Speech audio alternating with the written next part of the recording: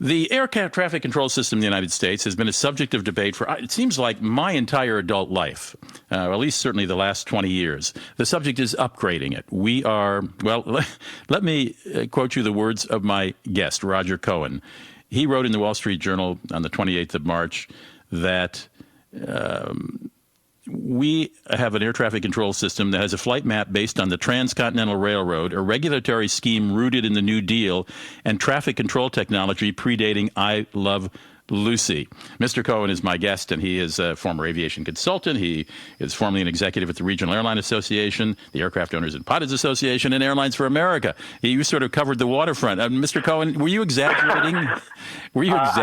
In that description? I think it's really covered the skies more than the waterfront. That's true.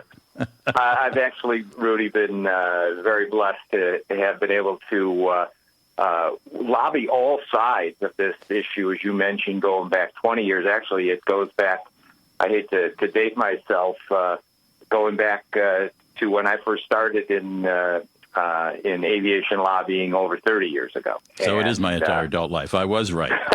But were you exaggerating in that description of traffic control technology predating I Love Lucy? Not really.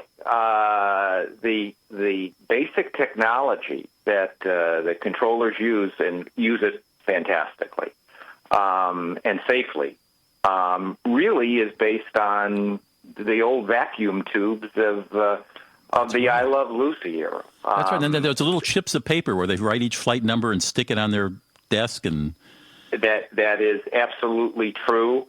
And what I always joke about is that there was GPS on a golf cart back 20 years ago, and still we're not even using that, advanced technology to guide airliners through the air here in this country. That's a devastating way of putting it. I shouldn't laugh at it because it's very serious. But let's preface the rest of our conversation by pointing out that we have had an extraordinary run of non-accidents involving fatalities of U.S. carriers. There hasn't been a fatal U.S. airline accident since 2009. That's extraordinary. However, there is all this technology out there that the FAA keeps saying it's about to incorporate, and the FAA funding was supposed to expire the end of March, and Congress just pushed it till mid-June. What seems to be the problem? Who are the the leaders of the competing plans? The competing plans are really, and it's, as I explained in the article, it almost is a little bit like a mob war that breaks out about every 7 years or so, and the families kind of switch allegiances a little bit. There's the difference this time from previous attempts to modernize, which always winds up in politics and in Congress. The big shift this time was that the people who were actually responsible, the air traffic controllers, have finally said that it is the structure of the air traffic control system and the governance of it that has prevented modernization. So what is the structure and governance of it right now, and what could it be? It's run right now directly as part of the FAA. They have an air traffic control organization, and that means that its funding is at the whims of Congress as opposed to the users of the aviation system.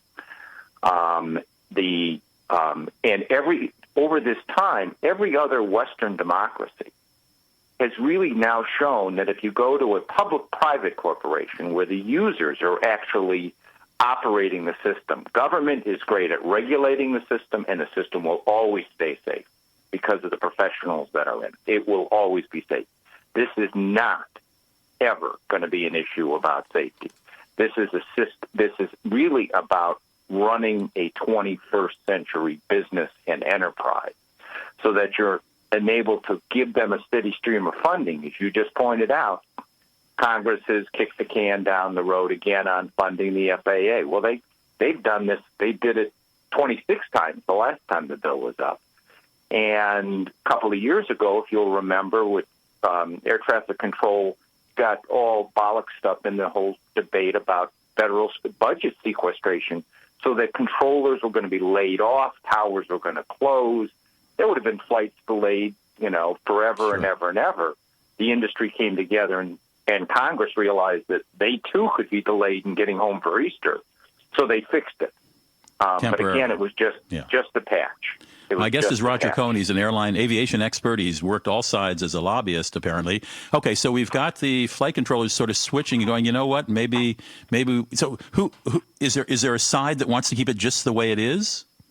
Yeah, there's a couple of sides that want to keep it just the way it is. Number one is Congress, which wants to control its purse strings of the FAA, wants to micromanage the FAA.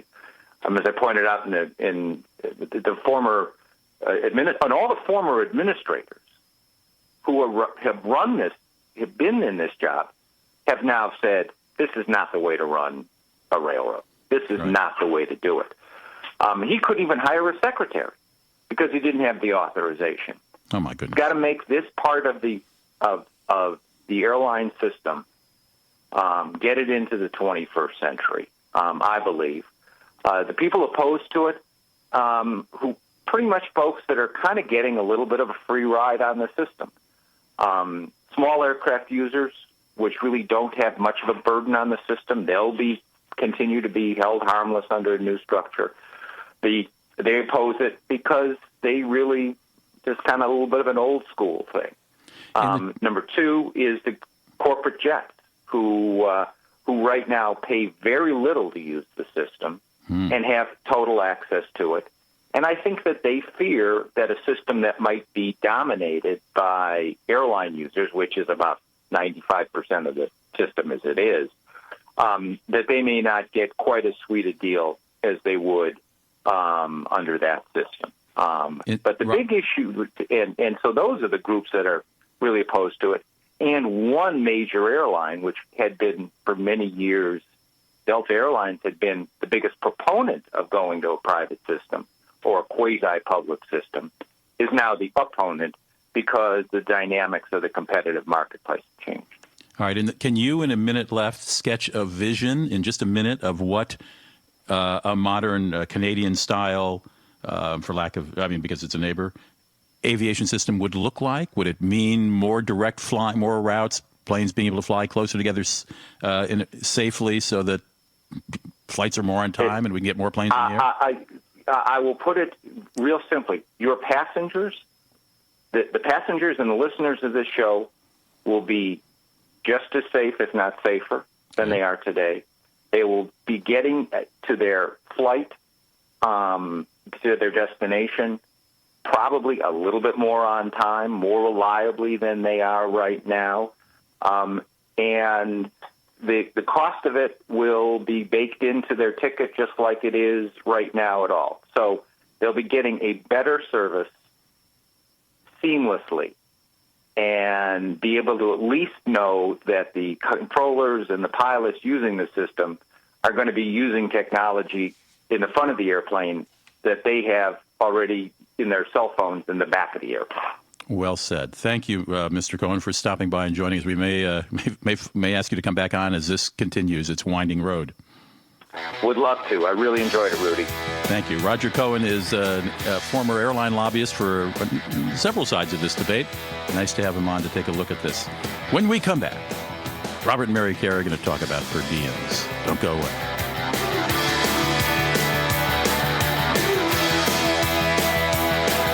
Rudy Maxa's World with the Carries phone lines are open 24/7 at 800-387-8025. And so is the website at rudymaxa.com.